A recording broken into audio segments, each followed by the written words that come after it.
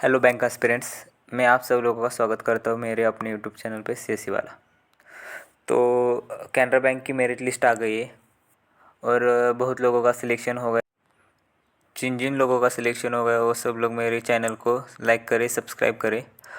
और जिन लोगों का नहीं हुआ वो नेक्स्ट टाइम अप्लाई करें। और तब तक आप मेरे चैनल को लाइक करो, सब्सक्राइब करें।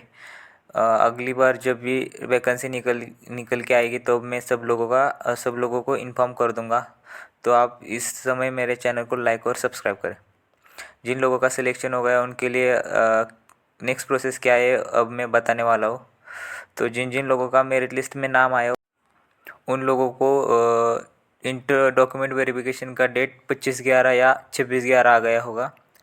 तो डॉक्यूमेंट वेरिफिकेशन के लिए आपकी प्रोसेस होगी कि वहाँ पर आपको जाना होगा। पहले आपका डॉक्यूमेंट वेरीफाई होगा, उसके बाद आपका वहाँ पर लोकल लैंग्वेज में एक टेस्ट होगा। लोकल लैंग्वेज में सिंपल टेस्ट होता है।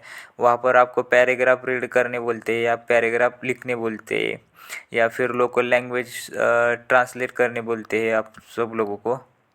तो चलिए मैं आप सब लोगों को बता देता हूँ कि डॉक्यूमेंट कौन कौन से लगने वाले हैं आपको जब आप डॉक्यूमेंट वेरिफिकेशन करने जाने वाले हैं तब। चलिए तो आप सब लोगों को बता देता हूँ कौन कौन से डॉक्यूमेंट का जेरॉक्स और ओरिजिनल लेके जाना है वहाँ पर आपको। तो आप यहाँ पर देख सकते हैं, आपने जो प्रिंट आउट निकाला है कॉल लेटर का वो एक, उसके बाद नेट्स पोर्टल पर जो आपने रजिस्ट्रेशन किया है उसका वैलिड नेट्स एनरोलमेंट आईडी उसका एक जेरॉक्स।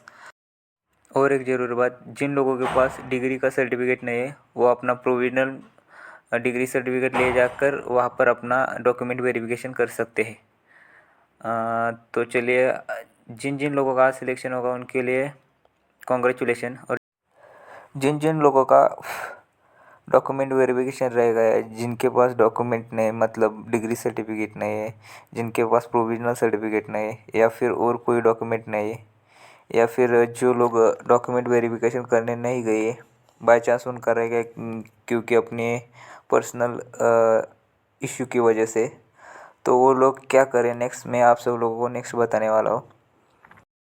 तो आप सब लोग देख सकते हैं ये पिछले साल की final opportunity and waiting list है उन लोगों के लिए जिनका डॉक्यूमेंट वेरिफिकेशन रह गया है।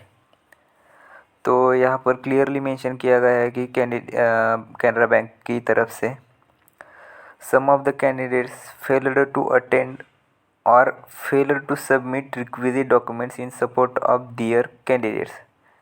मतलब उनके सपोर्ट में क्या किया गया है बैंक की तरफ से। Also we are pleased to inform that the document submission and verification process for provisionally selected candidates from the wait list for the graduate under graduate apprentice tax will be held again. इसका मतलब है कि जिन लोगों का document verification रह गया उनके लिए एक और अपॉर्चुनिटी दी जाती है। तो आप लोग ये सोच रहे होंगे कि तो सेकंड मेरिट लिस्ट का क्या उपयोग है। तो सेकंड मेरिट लिस्ट में अगर पहले ही कैंडिडेट वालों का नाम आने वाला है तो हम लोग उसका वेट क्यों करें। तो आप लोग के लिए एक जानकारी बता देता हूँ।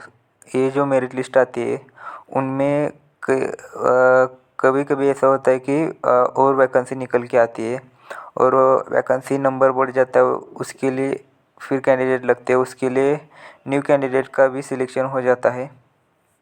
मतलब ये कि जिन लोगों का सिलेक्शन नहीं हुआ उन लोगों का सिलेक्शन हो जाता है सेकंड मेरिट लिस्ट में। तो इस प्रकार सेकंड मेरिट लिस्ट जो आती है वो 10 दिन के बाद आती है। तो 2025 की मेरिट लिस्ट भी 10 दिन के बाद ही आएगी सेकंड मेरिट लिस्ट। इसका मतलब है सेकंड मेरिट लिस्ट आएगी अभी 5 दिसंबर।